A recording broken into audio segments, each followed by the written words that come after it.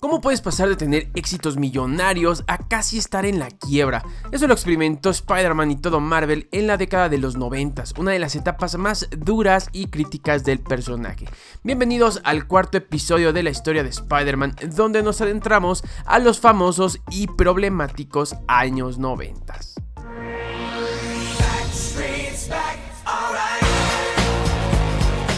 Sisters, everybody say, yeah. Am I the only one? Yeah. Am I everything you need? California. Con Todd McFarlane dándole a Amazing Spider-Man una de sus mayores etapas en cuanto a ventas, Marvel pronto pensó que sería una muy buena idea seguir explotando la popularidad de su dibujante, iniciando la década con una nueva serie regular para el personaje que sería escrita y dibujada por el canadiense. Para 1990, Spider-Man número 1 salía al mercado rompiendo la mayoría de récords de la editorial bajo una portada que al pasar de los años se transformaría en una de las obras más populares del trepamuros. El problema con este movimiento es que el artista tuvo que abandonar Amazing Spider-Man para concentrarse en su propia serie, abriendo espacio para la llegada de Erik Larsen. Bajo los guiones de David Michelin, Amazing Spider-Man comenzaba a ser muy atractiva en un nivel artístico, pero era evidente que tanto la obra en solitario de McFarlane como la ahora ilustrada por Larsen no eran tan buenas en el plano argumental.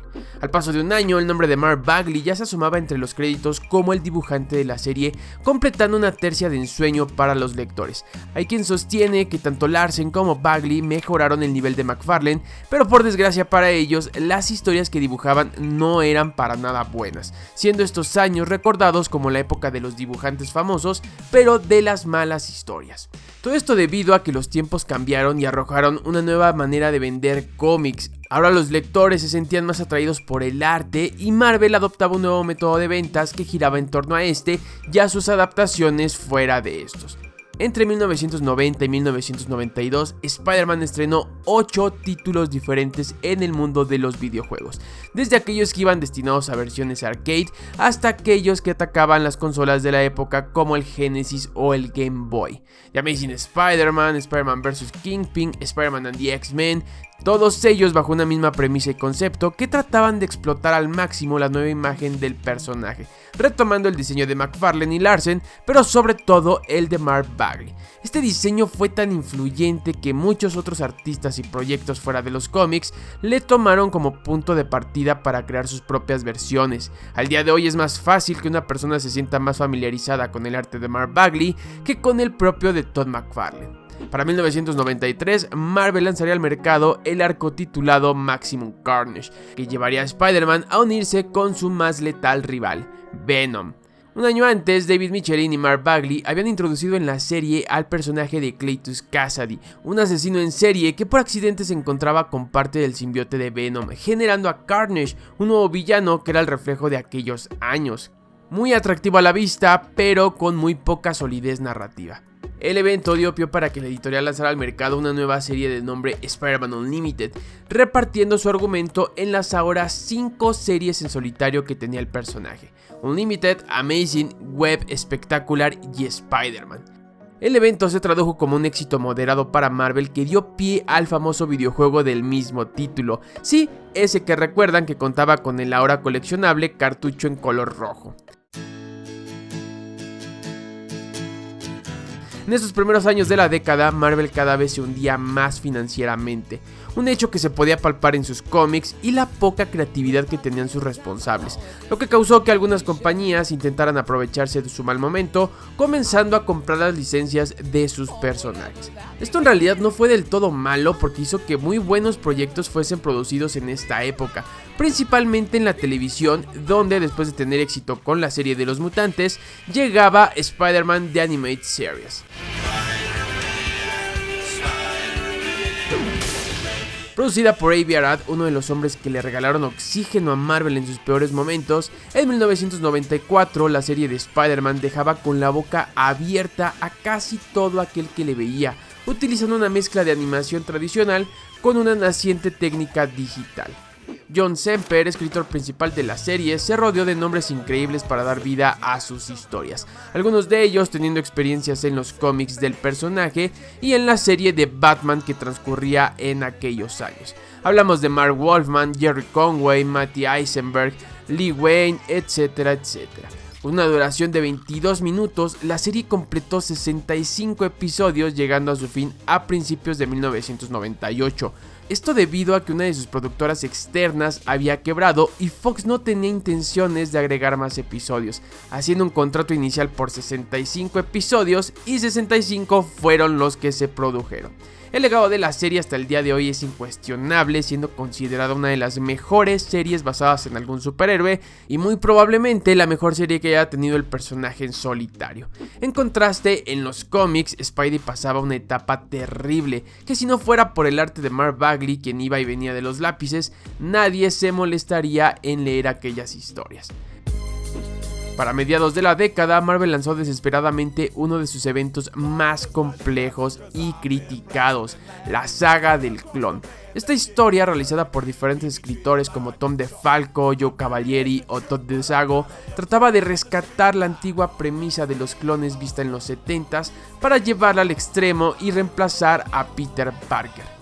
Por varias razones que tenían que ver con el estatus de la compañía en términos generales, Spider-Man dejó de ser ese gancho de ventas en el cual se había convertido a principios de la década, y en Marvel pensaron que se debía a una sola cosa: Peter Parker no resultaba atractivo para una nueva generación de lectores.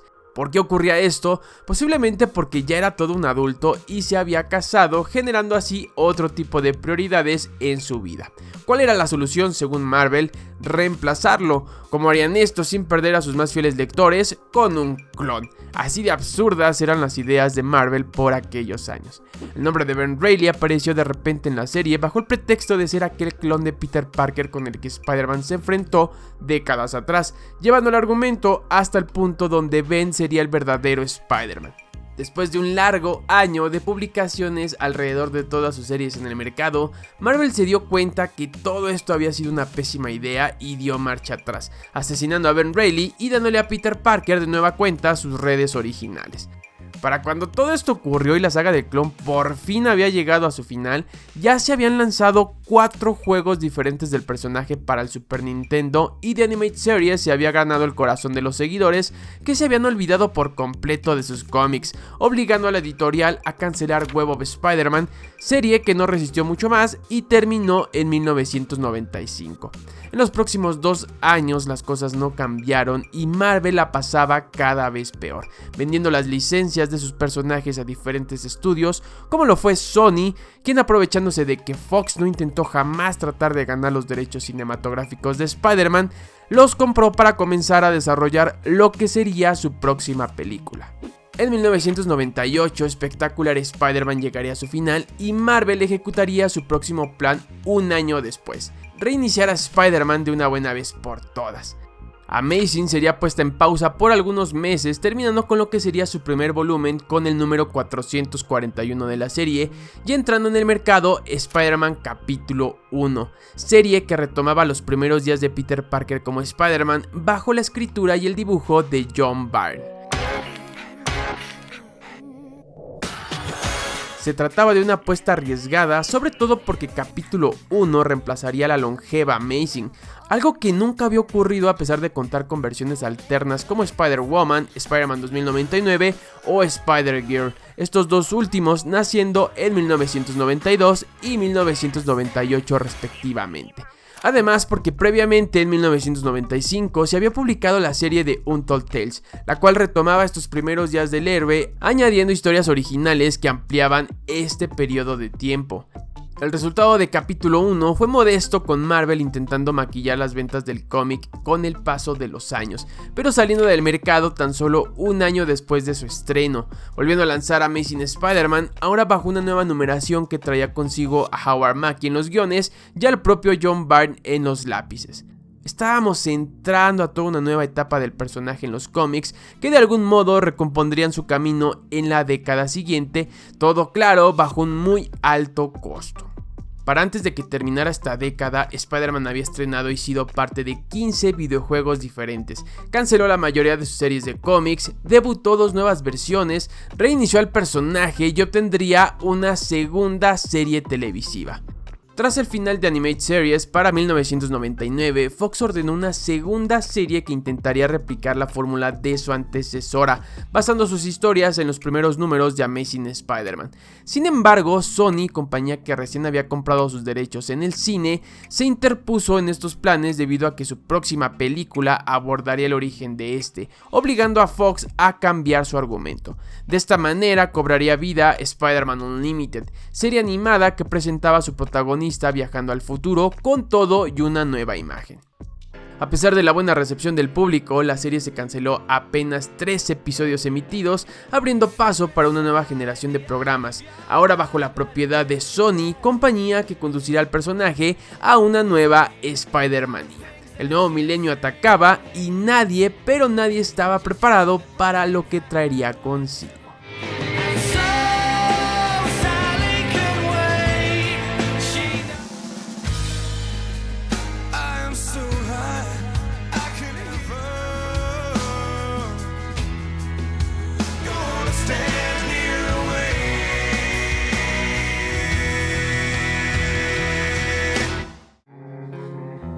In my veins, I've been driving this train.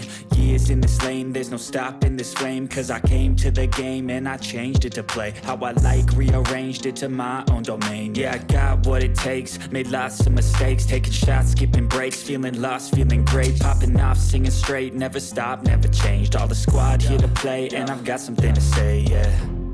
I work hard each and every day, I get lost in the words I say. I don't push pause, no I push play. I won't stop till I make a change. I withdraw on the things I make. I turn flaws into flawless traits.